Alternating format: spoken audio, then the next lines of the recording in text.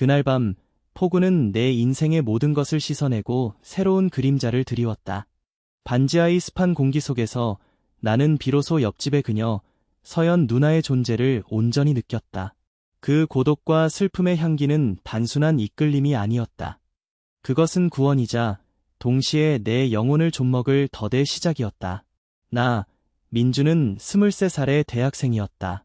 서울의 끄트머리, 햇볕 한 조각 제대로 들지 않는 반지하 방은 내 삶의 모든 불균형을 그대로 반영하는 듯했다. 창문은 늘 지면 위로 간신히 머리를 내밀어 희뿌연 하늘과 지나가는 사람들의 발목만을 보여주었고, 그마저도 장마철에는 빗물과 흙탕물로 얼룩져 어둠을 더했다. 방 안은 습기로 가득했고 곰팡이 냄새는 아무리 환기를 시켜도 사라지지 않는 고질병처럼 벽지에 스며들어 있었다. 눅눅한 이불, 눅진한 공기, 그리고 내 미래처럼 답답하게 막힌 창문. 이 모든 것이 나를 짓눌렀다. 등록금과 생활비를 벌기 위해 주말에는 편의점에서 야간 아르바이트를 했고 평일에는 학교를 오가며 전공서적을 외웠다. 그러나 그 모든 노력에도 불구하고 나는 늘 턱없이 부족한 삶을 살고 있었다. 친구들과의 술자리도 여자친구와의 데이트도 사치에 가까웠다. 어쩌면 내 삶의 가장 큰 사치는 한밤중에 잠 못 이루고 천장을 바라보며 나지막이 한숨 쉬는 그 순간들이었을 것이다. 공허함은 내 가장 친한 번이었고 고독은 늘 내 어깨를 짓누르는 무거운 짐이었다. 나는 그저 살아남기 위해 발버둥치는 존재였다. 나의 존재는 마치 이 반지하 방처럼 세상의 밝은 빛에 닿지 못하고 그림자 속에 파묻혀버린 듯했다. 이사 온 지 2달째, 옆집에는 새로 이사온 서연 누나가 살고 있었다. 그녀의 존재를 처음 알아차린 것은 내 방 천장 너머에서 들려오는 희미한 소음 때문이었다. 발소리, 컵 놓는 소리, 가끔은 흐느끼는 듯한 작은 울음소리까지. 얇은 벽은 우리를 분리했지만 동시에 그녀의 삶의 조각들을 내게 전달하는 통로가 되기도 했다. 서연 누나는 나보다 몇 살 많은 듯 보였다. 처음 이사 올 때 잠깐 스쳐본 그녀의 얼굴은 창백했지만 어딘가 모르게 깊은 슬픔을 담고 있는 듯했다. 그녀는 늘 향수를 뿌렸다. 그것은 짙지도 가볍지도 않은, 그러나 한 번 맡으면 잊을 수 없는 난초 향이었다. 그 난초 향은 내 눅눅한 반지하 방의 곰팡이 냄새와 극명한 대조를 이루며 내 후각을 자극했다.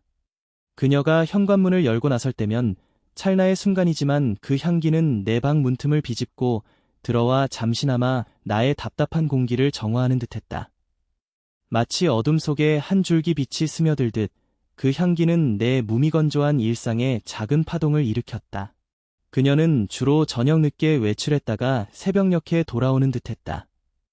그럴 때면 나는 잠결에도 그녀의 발소리와 함께 난초 향이 희미하게 지나가는 것을 느꼈다. 그 향기는 단순히 좋은 냄새가 아니라 어떤 서사를 지닌 듯한 신비롭고 아련한 기운을 품고 있었다. 마치 그녀의 삶처럼 아름답지만 슬픔이 깃든 그런 향이었다. 나는 서연 누나에 대해 아는 것이 거의 없었다.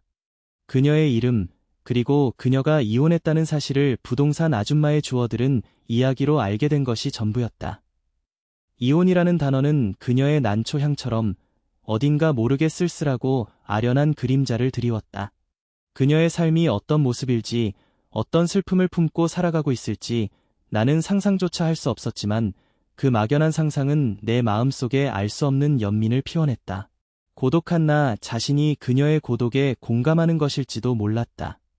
우리는 물리적으로 얇은 벽 하나를 사이에 두고 살았지만 심리적으로는 저마다의 외로운 섬에 갇힌 채 표류하고 있었다.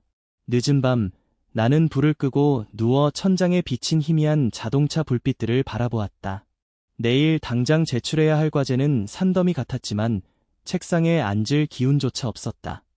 미래에 대한 불안감, 현재의 막막함, 그리고 나를 알아주는 이 하나 없는 쓸쓸함이 파도처럼 밀려왔다. 문득 옆집에서 희미한 울음소리가 들려왔다. 아주 작고 조용한 흐느낌이었지만 얇은 벽을 뚫고 내 귀에 선명하게 닿았다. 처음 듣는 소리는 아니었다. 가끔, 아주 가끔 밤늦게 그녀의 방에서 들려오던 소리였다. 그럴 때마다 나는 침묵하며 듣곤 했다. 그 소리는 마치 내가 느끼는 고독과 슬픔의 메아리 같았다. 나는 눈을 감았다. 내 심장이 그녀의 슬픔에 공명하는 것 같은 착각에 빠졌다. 난초 향이 더 짙어진 것 같기도 했다. 아니, 어쩌면 그저 내 상상이 만들어낸 환영일지도 모른다. 나는 이 반지하 방에 갇힌 채 세상의 모든 어둠과 습기를 온몸으로 받아들이고 있었다. 그리고 그 옆에는 또 다른 어둠을 품은 채 홀로 흐느끼는 여인이 있었다. 우리는 각자의 감옥에 갇혀 서로의 존재를 희미하게 느끼며 이 고독한 밤을 견디고 있었다. 그 순간 나는 어쩌면 그녀와 내가 같은 종류의 결핍을 지닌 채 살아가고 있다는 것을 직감적으로 깨달았다. 채워지지 않는 어떤 공허함, 타인에게는 드러낼 수 없는 지독한 외로움. 그것은 우리를 묶어주는 보이지 않는 사슬 같았다. 나는 천천히 숨을 들이쉬었다. 눅눅한 공기 속에서 난초 향이 더욱 선명하게 느껴졌다. 그것은 이제 단순한 향기가 아니었다. 그것은 서연 누나의 존재였고, 그녀의 슬픔이었고, 동시에 내가 알 수 없는 어떤 갈망이었다. 나는 나 자신도 모르는 사이에 그 향기에 깊이 빠져들고 있었다. 이 반지하의 삶은 나에게 더 이상 나만의 감옥이 아니었다. 그것은 이제 그녀의 고독과 겹쳐지는 두 영혼의 어두운 밀실이 되어가고 있었다. 그리고 나는 알 수 없는 예감에 휩싸였다. 이 모든 것은 시작에 불과하다는 것을. 그날 밤 눅진한 반지하 방의 공기는 더욱 무겁게 가라앉았다. 옆집에서 들려오던 서연 누나의 흐느낌은 야른 벽을 넘어 내 심장으로 직접 전해지는 듯했다. 나는 이불 속에 파묻혀 그녀의 슬픔을 엿듣고 있었다. 죄책감과 동시에 알 수 없는 연대감이 나를 감쌌다. 우리는 각자의 어둠 속에서 같은 종류의 고통을 앓고 있는 고독한 존재들 같았다. 그때였다. 창밖에서 갑자기 거대한 비바람 소리가 몰아치기 시작했다. 빗방울이 유리창을 때리는 소리는 순식간에 천둥 소리로 변했고 창문은 금방이라도 부서질 듯 덜컹거렸다. 바람은 마치 성난 짐승처럼 울부짖으며 모든 것을 집어삼킬 듯했다. 내 반지하 방은 마치 깊은 바닷속에 잠긴 잠수함처럼 거대한 폭풍의 한가운데 갇혀버린 느낌이었다. 창밖으로는 아무것도 보이지 않았다. 오직 빗물과 흙탕물이 뒤섞여 쏟아져 내릴 뿐이었다. 곰팡이 냄새가 더욱 짙어지는 듯했지만 동시에 빗물에 쓸려 내려오는 흙냄새와 비릿한 공기 냄새가 뒤섞여 희미하게 느껴졌다. 나는 몸을 일으켜 앉았다. 천둥 소리가 깃전을 때렸고 번개가 번쩍일 때마다 방 안의 사물들이 일순간 드러났다가 다시 어둠 속으로 사라지기를 반복했다. 이런 밤은 처음이었다. 서울에서 이렇게 거센 폭우를 만난 적이 있었던가. 텔레비전이나 인터넷은 이미 먹통이 된 지 오래였다. 세상과의 모든 연결이 끊어진 채 나는 이 작은 공간에 갇혔다. 문득 옆집의 서연 누나는 이 폭풍우를 어떻게 견디고 있을까 하는 생각이 들었다. 그녀의 흐느낌은 폭우 소리에 묻혀 더 이상 들리지 않았지만 나는 그녀가 여전히 그 슬픔 속에 잠겨 있을 것이라는 확신이 들었다. 쿵 하는 소리와 함께 방 안의 불빛이 일순간 깜빡이더니 완전히 꺼져버렸다. 정전이었다. 갑작스러운 어둠은 내 시야를 완전히 앗아갔다. 손을 뻗어도 아무것도 잡히지 않는 칠흑 같은 어둠 속에서 나는 심장이 빠르게 뛰는 것을 느꼈다. 핸드폰을 더듬어 찾아 플래시를 켰지만 그 작은 불빛은 방 안의 거대한 어둠을 밝히기에는 역부족이었다. 나는 핸드폰 불빛의 의지에 비틀거리며 부엌으로 향했다. 라면이라도 끓여 먹으려 했지만 냉장고도 이미 작동을 멈춘 상태였다. 물통을 찾아 물을 마셨다. 차가운 물줄기가 목을 타고 넘어갔지만 내 안의 불안감을 잠재우기에는 부족했다. 나는 다시 침대 끝에 걸터 앉았다. 핸드폰 불빛은 너무나 나약했다. 마치 내 삶처럼 한 치 앞도 내다볼 수 없는 막막한 어둠 속에 갇힌 듯했다. 창밖의 폭우는 더욱 거세졌고 바람은 미친 듯이 창문을 두드렸다. 그 모든 소음 속에서 나는 혼자였다. 절대적인 고립감, 불안감, 그리고 알 수 없는 공포가 나를 덮쳐왔다. 그때였다. 옆집에서 갑자기 쨍그랑 하는 날카로운 소리가 들려왔다. 유리병이 깨지는 소리 같았다. 그리고 이어지는 으으 하는 짧은 신음소리. 뒤이어 흐느낌은 더욱 거세졌다. 아까의 조용한 흐느낌과는 달랐다. 그것은 마치 모든 것을 포기한 듯한 절규에 가까운 울음소리였다. 나는 얼어붙었다. 핸드폰 불빛은 내 손에서 흔들렸다. 서연 누나에게 무슨 일이 생긴 걸까? 그녀는 혼자였다. 이 거대한 폭풍우 속에서, 정전된 집안에서 그녀는 혼자였다. 내 심장이 미친 듯이 뛰기 시작했다. 논리적인 사고는 마비되었다. 누군가에게 도움이 필요하다는 본능적인 외침이 내 안에서 울려 퍼졌다. 나는 서연 누나의 난초향을 다시 떠올렸다. 그 아련하고 슬픈 향기가 마치 그녀의 위험을 알리는 경보음처럼 내 머릿속을 맴돌았다. 이대로 두고 볼 수는 없었다. 이웃으로서, 그리고 같은 고독을 느끼는 인간으로서 나는 그녀를 그냥 내버려 둘 수 없었다. 나는 자리에서 벌떡 일어났다. 어둠 속에서 더듬거리며 현관문으로 향했다. 발밑에 무엇인가 부딪혀 휘청거렸지만 멈출 수 없었다. 내 손은 이미 현관문 손잡이를 잡고 있었다. 차가운 금속의 감촉이 손끝에 닿았다.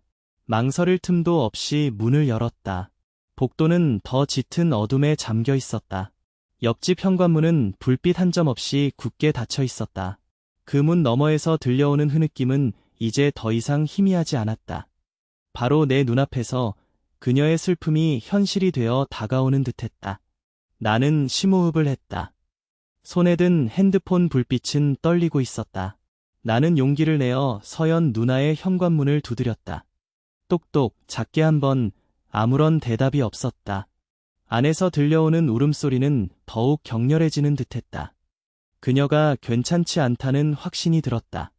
나는 이번에는 조금 더 힘주어 문을 두드렸다. 누나, 서연 누나, 괜찮으세요? 무슨 일이에요? 내 목소리는 폭우 소리에 묻혀 희미하게 들렸다. 한참의 침묵 끝에 안에서 작고 떨리는 목소리가 들려왔다. 누구세요? 그 목소리는 마치 금방이라도 부서질 듯 연약했다. 저, 옆집이에요. 민준입니다. 아까 뭔가 깨지는 소리가 들려서요. 괜찮으세요? 나는 최대한 침착하게 말했다. 아니, 괜찮아요. 괜찮아. 그녀는 말을 더듬었다. 하지만 그 목소리는 전혀 괜찮지 않았다. 오히려 더 큰 고통을 감추려는 듯했다. 전기가 나간 것 같은데 혹시 다치신 건 아니죠? 나는 다시 물었다. 그녀는 대답이 없었다. 오직 흐느낌만이 문 너머에서 들려올 뿐이었다. 누나, 문 좀 열어보세요. 제가 혹시 도울 일이 있을지 모르잖아요. 나는 더 이상 망설일 수 없었다. 그녀가 분명 도움이 필요하다는 직감이 들었다. 문고리가 천천히, 그리고 아주 미세하게 돌아가는 소리가 들렸다. 그리고 이내 굳게 닫혔던 현관문이 삐걱거리며 아주 살짝 열렸다. 틈새로 보이는 것은 칠흑 같은 어둠뿐이었다. 그리고 그 어둠 속에서 난초향이 더욱 강렬하게 뿜어져 나왔다. 나는 핸드폰 플래시를 문틈 안으로 비추었다. 불빛이 닿은 곳에는 서연 누나가 서 있었다. 그녀는 흐트러진 머리카락과 젖은 얼굴로 나를 바라보고 있었다. 눈가는 붉게 충혈되어 있었고 입술은 파르르 떨리고 있었다. 그녀의 한 손에는 피가 흐르고 있었다. 깨진 유리 조각에 베인 듯했다. 그녀의 눈은 공포와 절망으로 가득 차 있었고 그 속에서 나는 말로 표현할 수 없는 깊은 슬픔을 보았다. 그녀는 마치 폭풍우 속에서 홀로 길을 잃은 작은 새처럼 위태롭고 연약해 보였다. 그녀는 떨리는 손으로 문틈을 붙잡고 간신히 서 있었다. 어둠 속에서 그녀의 난초향은 더욱 짙어져 내 코끝을 스쳤다. 그것은 이제 단순한 향기가 아니라 그녀의 모든 고통과 상처를 담고 있는 듯한 절박한 외침이었다. 나는 그녀의 눈을 똑바로 바라보았다. 그 순간 나는 우리가 더 이상 얇은 벽 하나를 사이에 둔 이웃이 아니라는 것을 직감했다. 이 폭풍우가 우리를 하나의 운명으로 묶고 있었다. 누나, 손에서 피나요. 내 목소리는 떨렸다. 나는 그녀의 피 묻은 손을 보며 가슴이 철렁 내려앉았다. 그녀는 놀란 듯 자신의 손을 내려다보더니 급히 손을 숨기려 했다. 그 작은 몸짓이 그녀의 모든 취약함을 드러내는 듯했다. 나는 그녀의 눈에서 도움을 갈구하는 간절한 시선을 읽었다. 이 어둠 속에서, 이 폭풍우 속에서 그녀는 혼자 힘으로는 도저히 감당할 수 없는 상황에 처해 있었다. 나는 망설이지 않았다. 안으로 들어가도 괜찮을까요?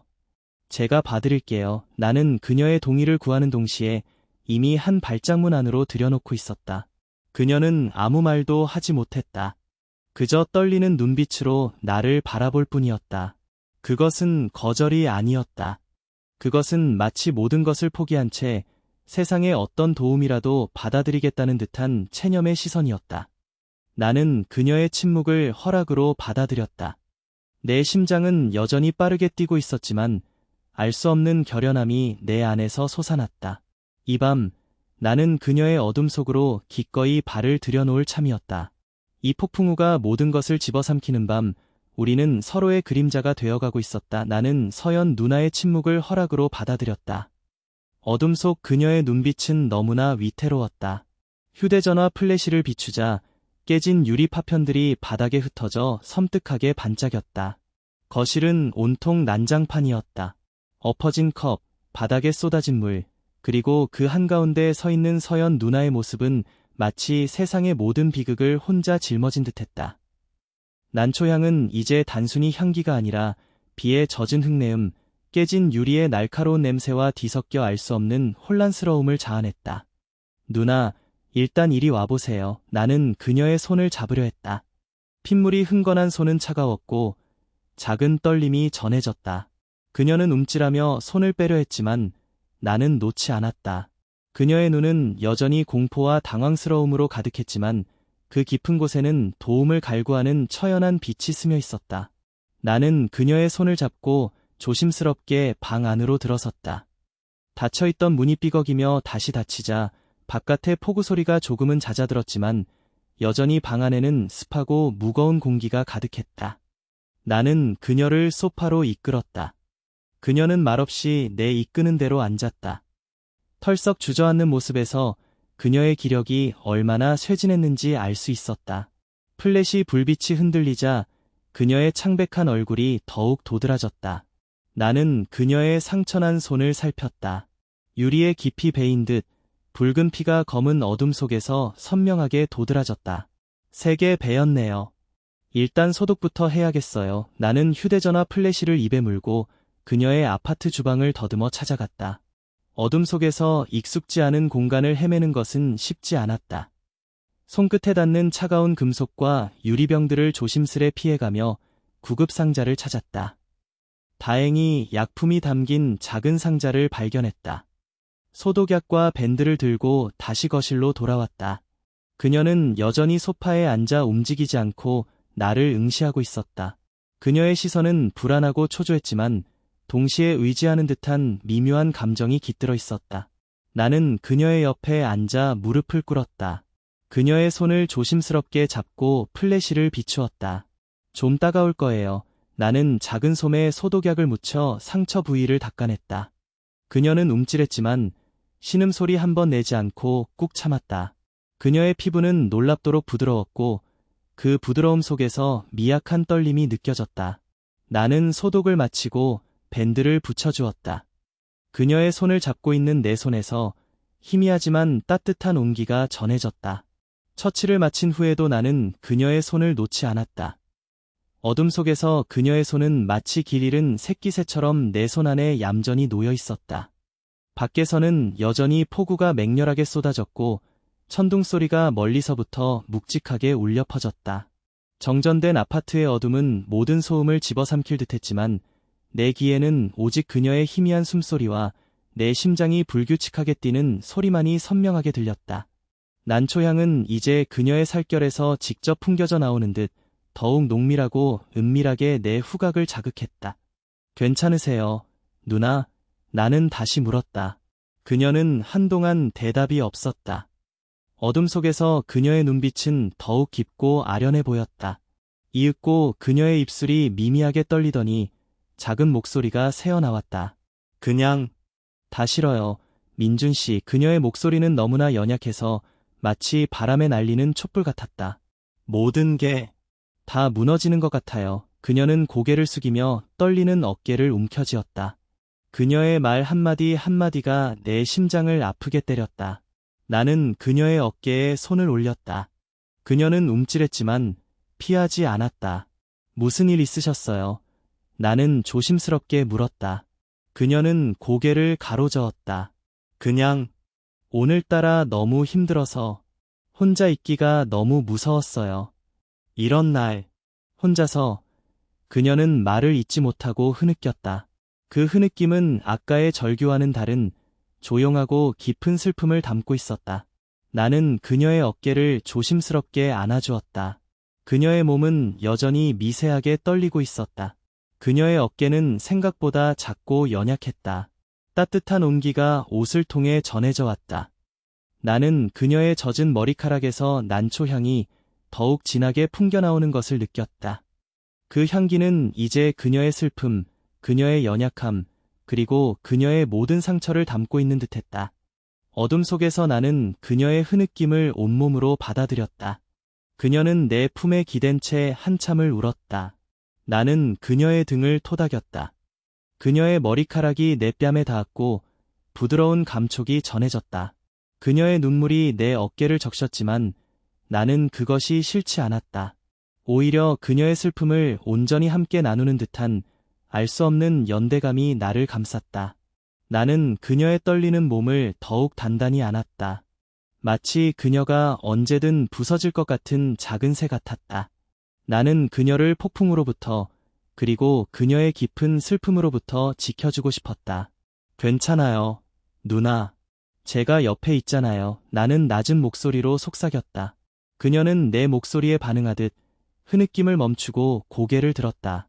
어둠 속에서 그녀의 눈은 눈물로 번들거렸지만 이전의 공포는 사라지고 알 수 없는 안정감이 깃들어 있었다. 그녀의 시선이 내 얼굴에 머물렀다. 플래시 불빛이 흔들리자 그녀의 눈동자가 깊고 아련하게 빛났다. 그녀의 손이 조심스럽게 내 뺨에 닿았다. 차가운 손끝에서 희미한 온기가 느껴졌다. 그녀는 내 얼굴을 어루만졌다. 그 손길은 위로를 구하는 듯 애처로웠고 동시에 알 수 없는 갈망을 담고 있는 듯했다. 내 심장이 미친 듯이 뛰기 시작했다. 그녀의 난초향은 이제 내 숨결 속으로 스며들어 내 모든 감각을 마비시키는 듯했다. 밖의 폭우 소리는 여전히 맹렬했지만 내 귀에는 오직 그녀의 떨리는 숨소리와 내 심장 소리만이 울려 퍼졌다. 그녀의 시선이 내 입술에 닿았다. 그리고 그녀의 몸이 아주 미세하게, 그러나 분명하게 내게로 기울어졌다. 나는 숨을 들이켰다. 이 순간, 이 어둠 속에서 나는 더 이상 이웃과의 거리를 유지할 수 없었다. 내 이성은 이미 난초향과 그녀의 슬픔에 잠식당한 지 오래였다. 나는 그녀의 손을 잡았다. 그녀의 손은 내 손 안에서 다시 한번 떨렸다. 그것은 공포가 아니라 알 수 없는 설렘과 기대감의 떨림이었다. 누나, 내 목소리는 갈라졌다. 그녀는 아무 말도 하지 않았다. 그저 눈을 감고 내게로 기대왔다. 나는 그녀의 머리카락을 쓸어 넘겼다. 부드러운 머리카락이 손가락 사이로 흘러내렸다. 그녀의 몸은 마치 자석처럼 내게로 이끌렸다. 나는 그녀의 허리를 안았다. 그녀의 몸은 따뜻했고 부드러웠다.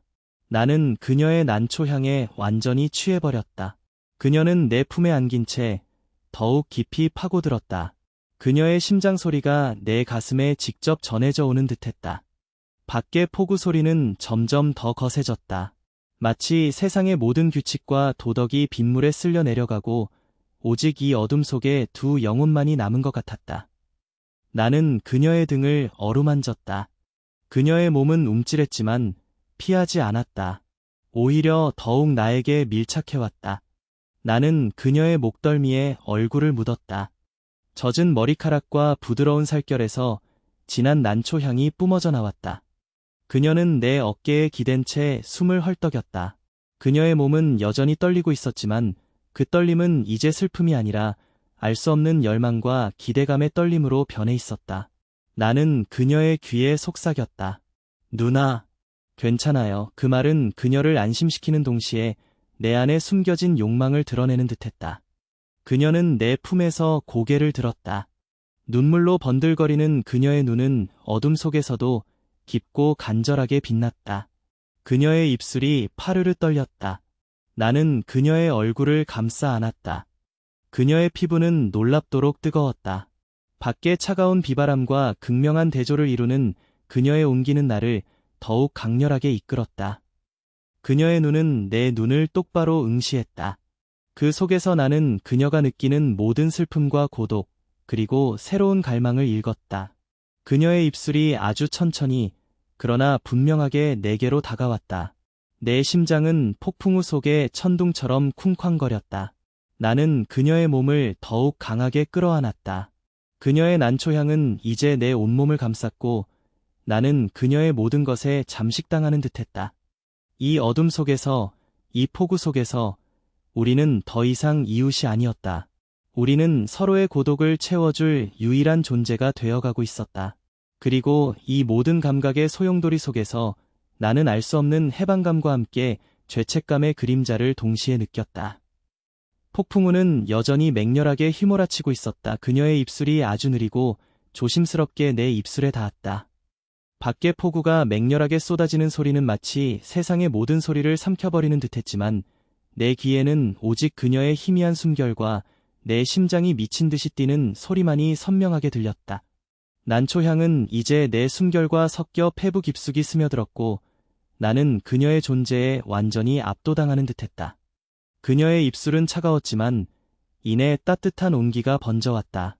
부드럽고 여린 감촉은 내 모든 이성을 마비시키기에 충분했다. 나는 반사적으로 그녀의 허리를 더욱 단단히 끌어안았다. 그녀의 몸은 처음에는 움찔했지만 이내 내 품에 완전히 기대어 왔다. 부드러운 머리카락이 내 얼굴을 간지렸고 그녀의 손은 내 목을 감싸 안았다.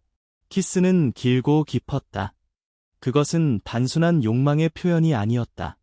슬픔과 고독, 그리고 오랫동안 억눌렸던 갈망이 뒤섞인 듯한 복잡한 감정들이 키스 속에 녹아내렸다.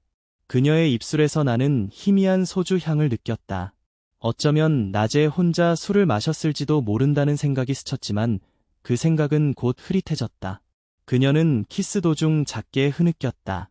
뜨거운 눈물이 내 뺨에 닿았다. 그것은 슬픔의 눈물인 동시에 알 수 없는 해방감의 눈물인 듯했다. 나는 그녀의 흐느낌을 온몸으로 받아들였다. 이 순간 우리는 더 이상 외로운 개인이 아니었다. 폭풍우 속에서 서로에게 의지하는 두 영혼이 되어갔다.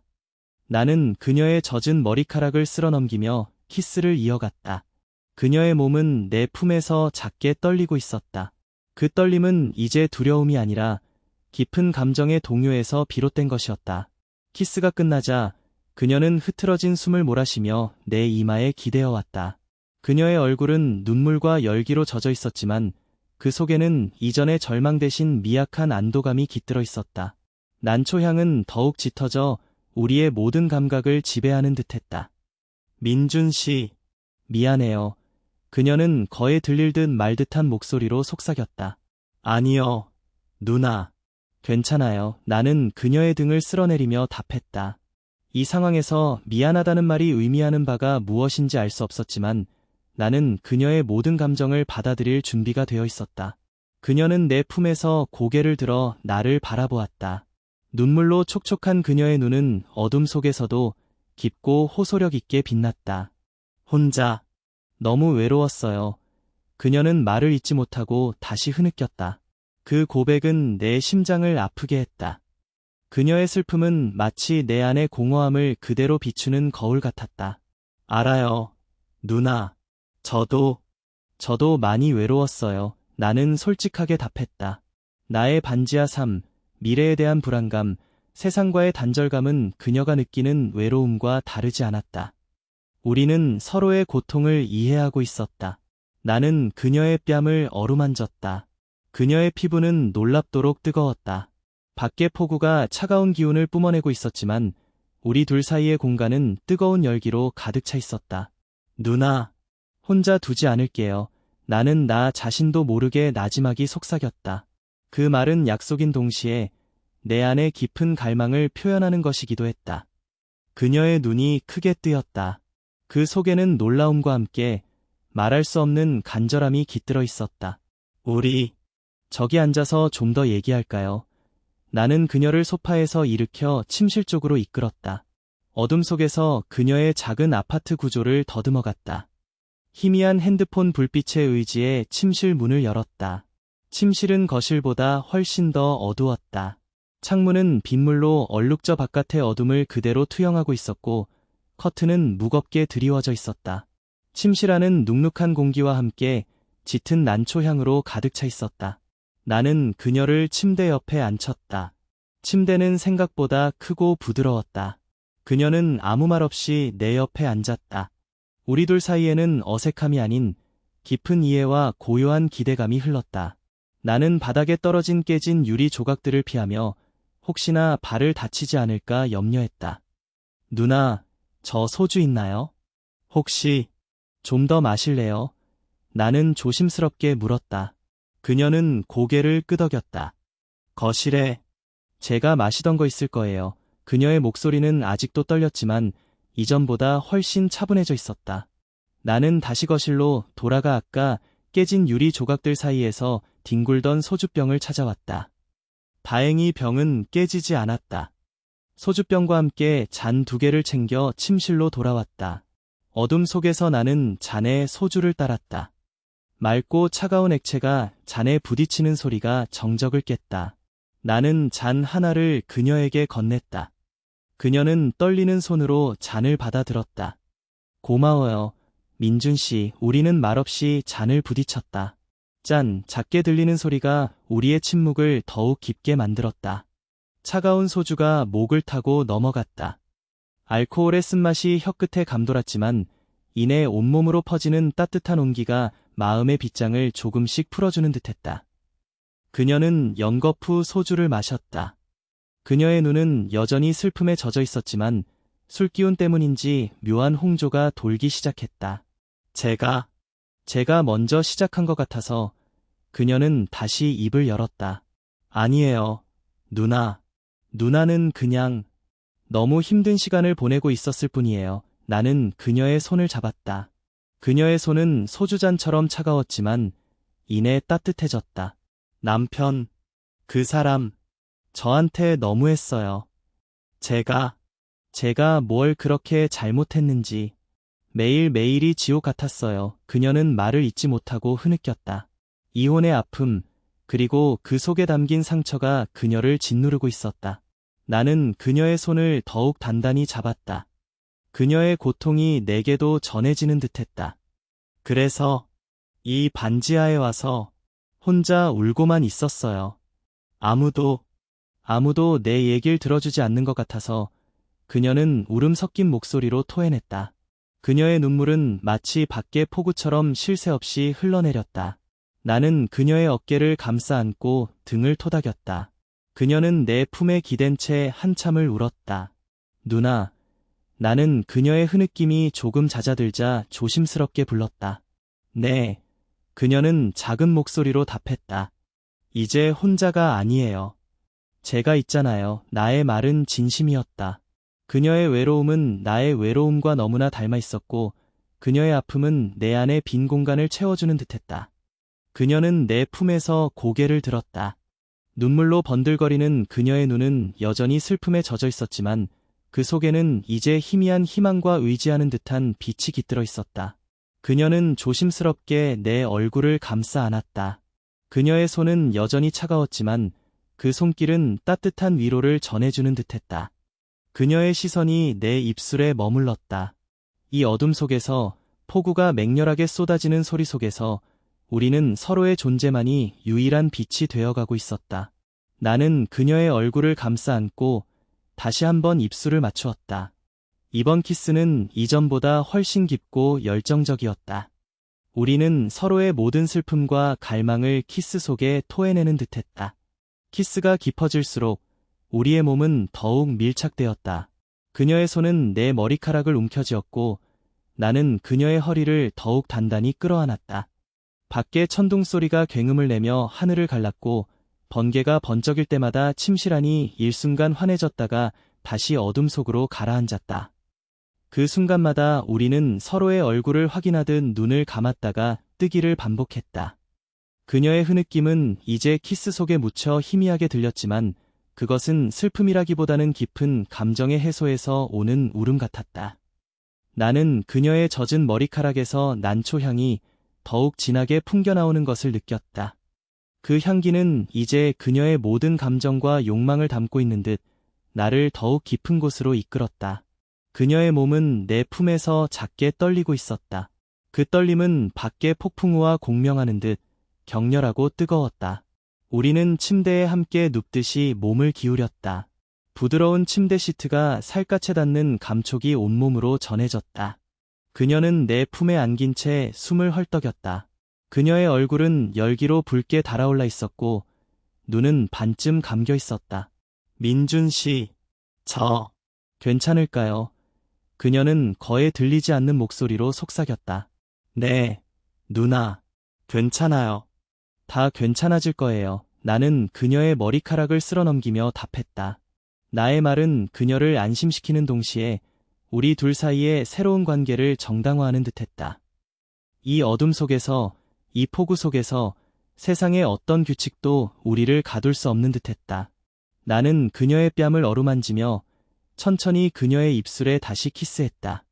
이번 키스는 부드럽고 달콤했다. 그녀의 손이 조심스럽게 내 옷자락을 붙잡았다. 밖에서는 빗방울이 유리창을 맹렬하게 때리는 소리가 들렸고 천둥 소리가 멀리서부터 묵직하게 울려 퍼졌다. 우리는 그 모든 소음 속에서 오직 서로의 숨소리와 심장 소리에만 집중했다. 난초향은 이제 우리 둘 사이의 모든 공간을 가득 채웠다. 그녀는 내 품에 안긴 채 흐느꼈다.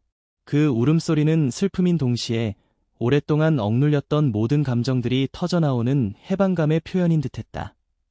나는 그녀의 젖은 머리카락을 쓸어넘기며 속삭였다. 울지 마요, 누나.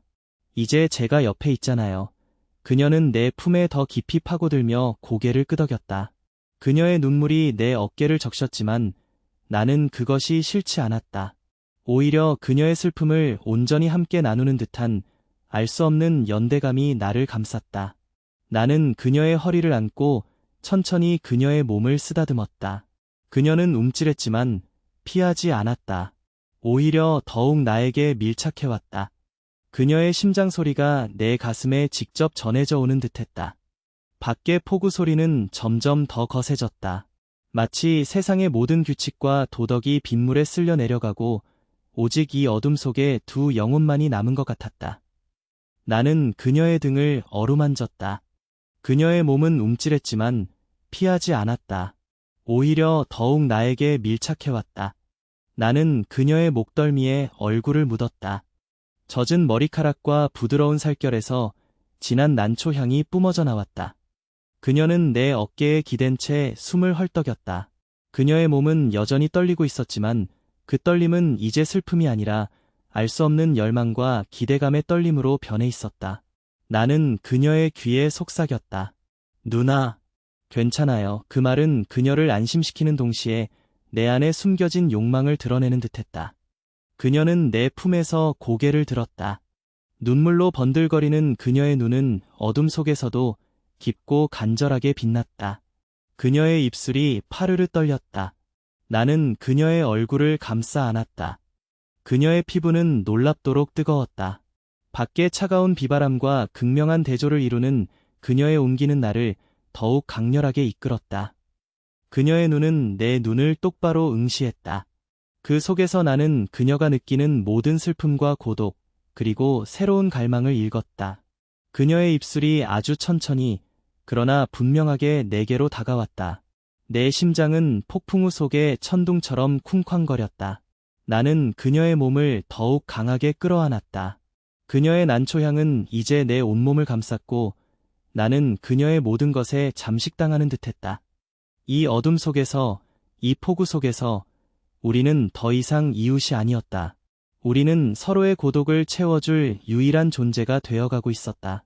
그리고 이 모든 감각의 소용돌이 속에서 나는 알 수 없는 해방감과 함께 죄책감의 그림자를 동시에 느꼈다. 폭풍우는 여전히 맹렬하게 휘몰아치고 있었다. 우리는 서로의 몸을 탐하듯 천천히 옷을 벗기 시작했다.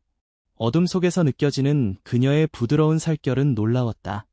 난초향이 그녀의 피부에서 직접 풍겨져 나왔고 그 향기는 내 모든 감각을 마비시키는 듯했다. 그녀는 내 옷자락을 더듬으며 망설이는 듯했지만 이내 결심한 듯 능숙하게 내 옷을 벗겨냈다. 그녀의 손길은 부드럽고 조심스러웠지만 그 속에는 억눌렸던 욕망이 고스란히 담겨 있었다. 밖에서는 천둥이 굉음을 내며 내리쳤고 번개가 번쩍일 때마다 침실안이 일순간 환해졌다가 다시 어둠 속으로 가라앉았다. 그 찰나의 순간마다 우리는 서로의 몸을 확인하듯 눈빛을 교환했다. 그녀의 몸은 생각보다 여리고 작았지만 그 속에는 강렬한 에너지가 깃들어 있었다. 나는 그녀의 허리를 안고 침대 위에 그녀를 눕혔다. 부드러운 침대 시트가 그녀의 몸에 닿는 소리가 정적을 깼다. 그녀는 내 팔을 감싸 안고 내 품에 얼굴을 묻었다. 그녀의 몸은 여전히 미세하게 떨리고 있었지만 그 떨림은 이제 슬픔이 아니라 알 수 없는 열망과 기대감의 떨림으로 변해 있었다. 나는 그녀의 젖은 머리카락을 쓸어넘기며 그녀의 목덜미에 얼굴을 묻었다. 젖은 머리카락과 부드러운 살결에서 진한 난초 향이 뿜어져 나왔다. 그녀는 내 어깨에 기댄 채 숨을 헐떡였다. 나는 그녀의 귀에 속삭였다. 누나, 사랑해요. 그 말은 진심이었다. 이 어둠 속에서, 이 폭우 속에서 나는 그녀의 존재가 너무나 소중하게 느껴졌다. 그녀는 내 말에 반응하듯 몸을 움찔했지만 피하지 않았다. 오히려 내 품에 더 깊이 파고들었다. 그녀의 심장 소리가 내 가슴에 직접 전해져 오는 듯했다. 천둥이 다시 굉음을 내며 하늘을 갈랐다. 침실안은 온통 어둠에 잠겨 있었지만 우리의 몸은 뜨거운 열기로 가득 차 있었다. 그녀는 내 품에 안긴 채 흐느꼈다. 그 울음소리는 슬픔인 동시에 오랫동안 억눌렸던 모든 감정들이 터져나오는 해방감의 표현인 듯했다. 나는 그녀의 젖은 머리카락을 쓸어넘기며 속삭였다. 울지 마요, 누나. 이제 제가 옆에 있잖아요. 그녀는 내 품에 더 깊이 파고들며 고개를 끄덕였다. 그녀의 눈물이 내 어깨를 적셨지만 나는 그것이 싫지 않았다. 오히려 그녀의 슬픔을 온전히 함께 나누는 듯한 알 수 없는 연대감이 나를 감쌌다. 우리의 몸은 서로를 탐하듯 얽혀들었다. 그녀는 내 이름을 나지막이 부르며 내 품에 안겼다. 민준아. 그녀의 목소리는 너무나 애절하고 간절했다. 나는 그녀의 이름을 부르며 그녀의 머리카락을 쓸어넘겼다. 우리의 입술은 다시 한번 뜨겁게 맞닿았다. 키스는 길고 깊었다. 그것은 단순한 육체적인 욕망의 표현이 아니었다. 두 영혼이 서로의 상처를 치유하려는 듯 깊이 얽혀드는 과정이었다. 밖의 폭우는 여전히 맹렬하게 쏟아지고 있었다. 빗방울이 유리창을 때리는 소리, 천둥 소리, 그리고 바람이 창문을 두드리는 소리가 우리의 모든 행동을 감추는 듯했다. 어둠은 우리의 동반자가 되었고 폭우는 우리의 죄책감을 씻어내는 듯했다. 나는 그녀의 몸을 쓰다듬으며 그녀의 모든 감정을 온몸으로 받아들였다. 그녀는 내 품에서 작게 신음하며 나에게 더욱 깊이 파고들었다. 우리는 서로의 숨결 속에서 하나가 되어갔다. 난초향은 이제 내 온몸에 스며들어 나의 일부가 된 듯했다. 그녀의 눈물이 내 뺨에 닿았다. 그것은 뜨겁고 진했다. 나는 그녀의 눈물을 닦아주며 그녀의 입술에 다시 키스했다. 이 순간 나는 그녀의 모든 고통과 슬픔을 내가 짊어지고 그녀에게 새로운 삶의 희망을 주고 싶었다. 그녀는 내 품에서 작게 흐느꼈지만 그 흐느낌은 이제 더 이상 슬픔이 아니라 깊은 안도감과 충족감에서 오는 것이었다. 나는 그녀의 젖은 머리카락을 쓸어넘기며 그녀의 이마에 키스했다. 사랑해, 누나. 다시 한번 고백했다.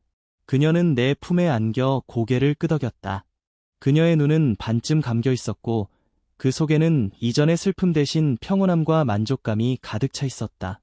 밖의 폭우는 점점 더 거세졌다. 천둥은 굉음을 내며 내리쳤고 번개는 하늘을 갈랐다. 그러나 우리는 그 모든 소음 속에서 오직 서로의 존재에만 집중했다. 이 어둠 속에서, 이 폭풍우 속에서 우리는 서로에게 유일한 안식처가 되어가고 있었다. 우리의 몸은 서로의 온기를 나누며 하나가 되었고 우리의 영혼은 깊이 연결되었다. 이 모든 것이 죄책감과 금기의 영역에 있었지만 우리는 그 속에서 알 수 없는 해방감과 깊은 만족감을 느꼈다. 폭풍우는 여전히 맹렬하게 휘몰아치고 있었고 우리는 그 속에서 우리의 은밀한 동맹을 굳건히 다지고 있었다. 우리의 밤은 그렇게 깊어지고 있었다. 아침이 밝아오고 있었다. 창문 밖에서는 간밤에 맹렬했던 폭우 소리 대신 촉촉하게 젖은 나뭇잎 사이로 스며드는 희미한 새소리가 들려왔다. 천둥과 번개는 밤새 격렬한 몸부림을 마치고 고요 속으로 잠들었다. 침실안은 여전히 어스름했지만 커튼 틈새로 비집고 들어오는 여명은 세상이 다시 평화로워졌음을 알리는 듯했다. 차갑게 식었던 밤 공기는 사라지고 포근한 온기가 우리를 감싸고 있었다. 나는 서연 누나의 품에 안긴 채 눈을 떴다.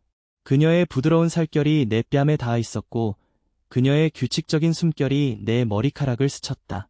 난초향은 이제 진한 채향과 뒤섞여 더욱 은밀하고 농밀하게 내 후각을 자극했다. 그것은 더 이상 슬픔이나 고독을 상징하는 향기가 아니었다. 새로 피어난 꽃처럼 신비롭고 깊은 위안을 주는 향이었다. 밤새 붉게 충혈되었던 그녀의 눈은 평화롭게 감겨 있었고 입가에는 아주 희미한 미소가 걸려 있었다. 그녀의 얼굴은 열기로 붉게 달아올라 있었지만 그 속에는 깊은 잠이 가져다준 편안함이 깃들어 있었다. 나는 조심스럽게 팔을 뻗어 그녀의 젖은 머리카락을 쓸어 넘겼다.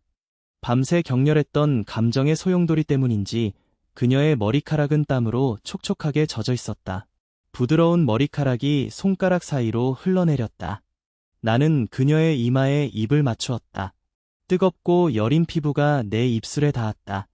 그녀는 옅게 신음하며 몸을 뒤척였지만 깨어나지는 않았다. 나는 그녀의 평화로운 잠을 방해하고 싶지 않았다. 침실안은 여전히 정전 상태였다. 어둠 속에서 희미하게 보이는 가구들의 실루엣은 밤새 우리가 벌였던 은밀한 이야기를 모두 알고 있는 듯했다. 부드러운 침대 시트가 우리의 땀과 열기로 축축했지만 불쾌하기보다는 더 깊은 친밀감을 느끼게 했다. 나는 그녀의 옆모습을 한참 동안 바라보았다. 밤새 억눌렸던 모든 감정들을 쏟아내고 깊은 잠에 빠진 그녀는 세상의 모든 고통과 비극으로부터 벗어나 안식처를 찾은 듯했다. 그녀의 작은 어깨는 여전히 연약해 보였지만 내 품 안에서 그녀는 더 이상 혼자가 아니었다. 내 심장은 고요했다. 밤새 미친 듯이 뛰던 심장은 이제 편안하고 규칙적인 리듬을 되찾았다. 죄책감이나 후회 같은 감정은 없었다. 오직 그녀에 대한 깊은 연민과 새로운 형태의 책임감만이 내 안에 가득했다. 나는 그녀를 지켜주고 싶었다. 그녀의 슬픔으로부터, 그녀를 고통받게 했던 세상의 모든 것으로부터. 내가 그녀에게 안식처가 될 수 있다면 이 모든 것이 정당화될 수 있을 것이라고 나는 생각했다. 어쩌면 나 역시 그녀를 통해 나의 불안과 고독을 치유받았을지도 모른다. 우리는 서로의 빈 공간을 채워주는 기묘한 공생관계가 되어가고 있었다. 얼마 후 그녀는 천천히 눈을 떴다. 흐릿한 시선이 내 얼굴에 닿자 그녀의 눈이 살짝 커졌다. 처음에는 놀란 듯했지만 이내 부드러운 미소가 번져왔다. 그녀의 눈은 밤새 울었던 흔적 때문인지 살짝 부어 있었지만 그 속에는 깊은 만족감과 새로움이 깃들어 있었다. 그녀의 눈빛은 밤새 우리 사이를 감쌌던 모든 고뇌와 절망이 씻겨 내려간 듯 맑고 투명했다. 민준 씨, 그녀는 잠긴 목소리로 나지막이 불렀다. 잘 잤어요, 누나. 나는 부드럽게 속삭였다. 그녀는 고개를 끄덕였다. 그녀의 손이 조심스럽게 내 뺨에 닿았다. 차갑고 부드러운 손끝에서 희미한 온기가 전해졌다. 그녀는 내 얼굴을 어루만졌다. 그 손길은 어젯밤에 애절하고 간절했던 손길과는 달리 감사와 애정이 담겨있는 듯했다. 밤새 꿈을 꾼 것 같아요. 그녀는 나른하게 말했다. 좋은 꿈 꿨어요. 내가 묻자 그녀는 다시 고개를 끄덕였다. 오랜만에 편안한 꿈을 꿨어요. 무언가로부터 자유로워지는 꿈, 그녀의 목소리는 여전히 잠겨 있었지만 그 속에는 깊은 안도감이 배어 있었다. 세상이 다 끝나는 것 같았는데 민준 씨가 저를 잡아줬어요. 그녀는 내 눈을 똑바로 바라보았다. 그 시선은 나에게 그녀의 모든 것을 내맡기겠다는 듯 강렬하면서도 순수했다. 나는 그녀의 손을 잡고 부드럽게 키스했다. 그녀의 손은 내 손 안에서 편안하게 놓여 있었다. 누나, 이제 괜찮을 거예요. 제가 옆에 있잖아요. 나는 다시 한번 약속하듯 속삭였다. 그녀는 내 품에 더욱 깊이 파고들었다. 그녀의 심장 소리가 내 가슴에 직접 전해져 오는 듯했다. 밖에서는 여전히 희미한 빗소리가 들려왔지만 그 소리는 더 이상 고독하거나 불안하지 않았다. 오히려 우리의 새로운 시작을 축복하는 자장가처럼 들렸다. 얼마 후 그녀는 몸을 일으켰다. 침대 시트가 살갗에 닿는 감촉이 부드럽게 느껴졌다. 배고프지 않아요, 민준 씨? 그녀는 싱긋 웃으며 물었다. 그 미소는 밤새 그녀의 얼굴을 지배했던 슬픔과 고통의 흔적을 말끔히 지워낸 듯했다. 나는 그녀의 새로운 모습에 놀랐지만 동시에 깊은 안도감을 느꼈다. 조며 나는 솔직하게 답했다. 우리는 어둠 속에서 더듬거리며 옷을 찾아 입었다. 밤새 벗어던졌던 옷들은 바닥에 뒹굴고 있었다. 나는 그녀의 어깨에 걸친 블라우스를 여며주었다. 그녀의 손은 조심스럽게 내 셔츠의 단추를 잠가주었다. 그 작은 몸짓들은 우리의 관계가 단순한 육체적인 욕망을 넘어섰음을 확인시켜주는 듯했다. 우리는 이제 서로의 가장 은밀한 부분을 알고 공유하는 특별한 존재가 되어 있었다. 침실을 나와 거실로 향했다. 거실은 여전히 어둠에 잠겨 있었지만 창문 틈새로 스며드는 여명은 밤새 깨진 유리 파편들을 희미하게 비추고 있었다. 저것 좀 치워야겠네요. 그녀는 깨진 유리 조각들을 보며 한숨 쉬었다. 제가 치울게요. 누나. 손 다칠라. 나는 그녀를 말렸다. 그녀는 고개를 끄덕이며 내 손을 잡았다. 나는 휴대전화 플래시를 켜고 조심스럽게 유리 파편들을 줍기 시작했다. 그녀는 내 옆에 앉아 내가 다치지 않을까 걱정스러운 눈빛으로 지켜보았다.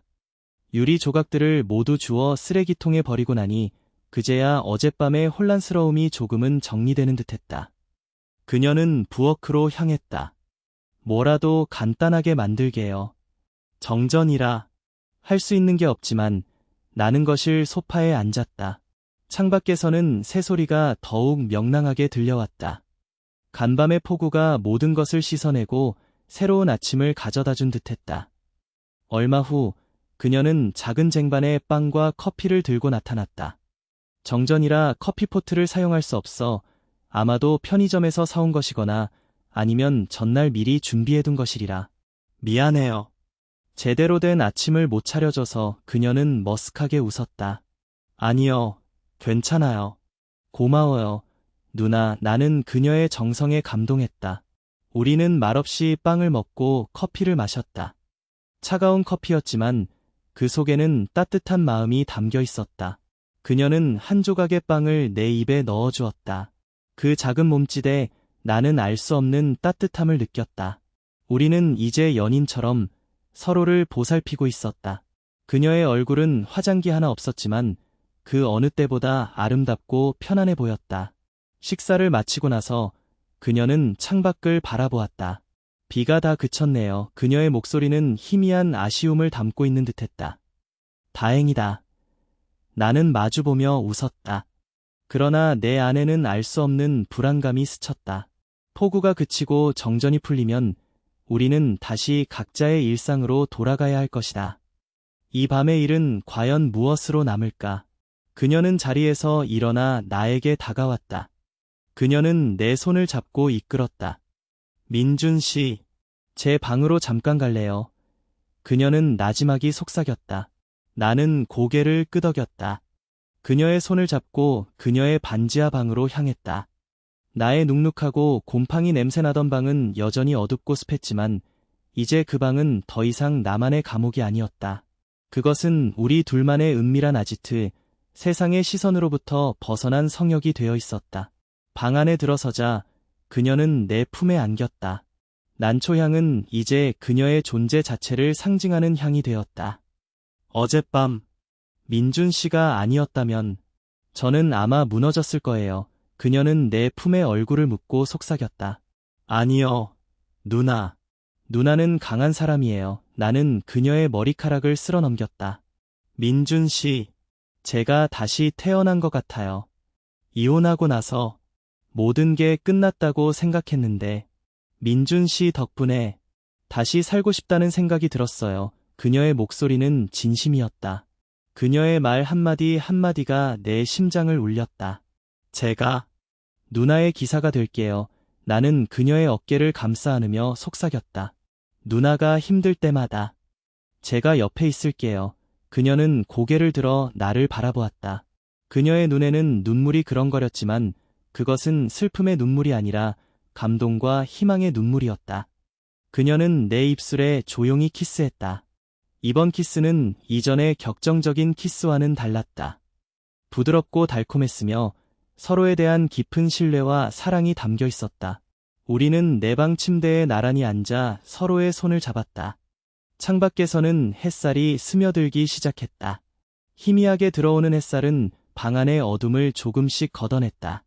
곰팡이 냄새는 여전히 남아있었지만 난초 향과 뒤섞여 이제는 익숙하고 편안한 냄새가 되었다. 이 반지하 방은 더 이상 내가 갇혀 지내던 감옥이 아니었다. 그녀와 함께하는 이곳은 세상의 모든 규칙과 시선으로부터 벗어난 우리 둘만의 낙원이었다. 누나, 우리만의 비밀로 할까요? 내가 조심스럽게 묻자 그녀는 고개를 끄덕였다. 네, 민준 씨, 우리 둘만의 소중한 비밀로 해요. 그녀는 내 손을 더욱 단단히 잡았다. 그녀의 눈은 반짝였다. 그 속에는 알 수 없는 장난기와 함께 나에 대한 깊은 신뢰가 담겨 있었다. 우리는 어쩌면 세상의 도덕과 규범을 어기는 관계를 시작했을지도 모른다. 그러나 이 어둠 속에서, 이 반지하 방 속에서 우리는 서로에게 진정한 안식처와 구원을 찾았다. 정전은 아직 풀리지 않았지만 우리는 더 이상 불안하거나 초조하지 않았다. 오히려 이 고립된 공간과 시간 속에서 우리는 더욱 강하게 연결되었다. 그녀는 내 어깨에 기대어 조용히 눈을 감았다. 나는 그녀의 머리카락을 쓸어 넘기며 그녀의 이마에 입을 맞추었다. 밖에서는 햇살이 더욱 강렬하게 쏟아져 내리고 있었다. 밤새 맹렬했던 폭우는 모든 것을 씻어내고 우리에게 새로운 시작을 선물한 듯했다. 이 반지하 방은 이제 우리 둘만의 비밀스러운 천국이 되었다. 세상이 결코 알지 못할 오직 우리 둘만이 공유하는 소중한 공간. 나는 그녀의 존재가 내 삶의 모든 불균형과 공허함을 채워주는 듯했다. 우리는 서로의 가장 깊은 상처를 드러냈고 그 상처 위에서 새로운 사랑과 위안을 찾았다. 우리의 관계는 세상의 기준으로 보면 어쩌면 잘못된 것이었을지도 모른다. 그러나 우리에게는 그것이 가장 순수하고 절실한 형태의 구원이었다. 햇살은 창문 위로 비스듬히 드리워진 나뭇잎 그림자를 더욱 선명하게 만들었다. 세상은 다시 평화로워졌지만 우리의 내면은 영원히 변화했다. 우리는 서로의 고독을 끝내고 새로운 삶의 의미를 찾았다. 앞으로 어떤 어려움이 닥쳐올지 알 수 없었지만 적어도 지금 이 순간만큼은 우리는 서로의 품 안에서 가장 안전하고 행복했다. 폭우가 쏟아지던 밤, 반지하 옆집 이혼녀 누나와의 은밀한 이야기는 그렇게 새로운 장을 열고 있었다. 우리는 서로의 그림자가 되어 세상의 빛 속으로 다시 걸어나갈 준비를 하고 있었다.